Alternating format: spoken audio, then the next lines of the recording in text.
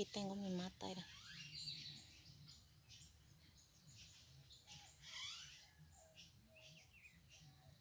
Hola, buenos días mi gente. Bienvenidos a mi canal. Ahorita les voy a mostrar unos frijolitos que se llaman lenteja. Ayer los corté y hoy ya lo quebré. Pero ahorita voy a limpiarlos. Voy a escoger así para que no lleve basura. Pues ya tengo puesto mi olla aquí. Ya tengo el agua hervida. Está hirviendo. Ahora le voy a agregar poquito sal. Sal en grano.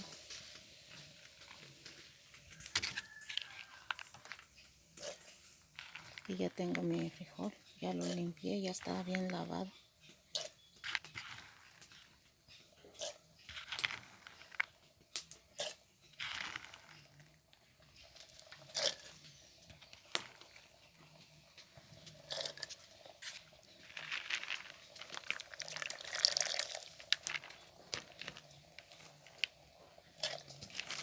Pues ya saqué mi frijol, ya tengo, ya se coció bien bonito.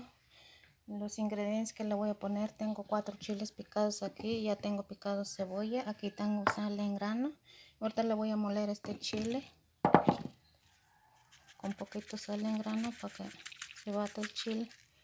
Ahorita le voy a moler ahí. Pues ya tengo mi masa aquí con frijol. Ahora ya voy a hacer unos bocolitos. Voy a echar en el comal.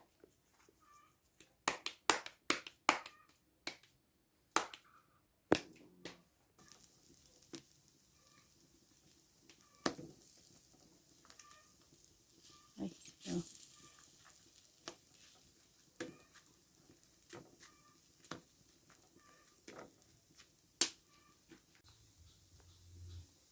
Pues ya terminé de hacer mis bocoles, ahora ya los voy a sacar todo, ya se cocieron.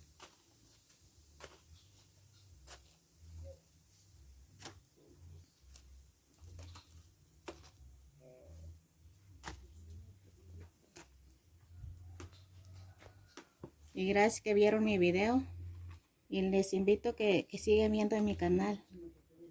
Muchos saludos a ustedes.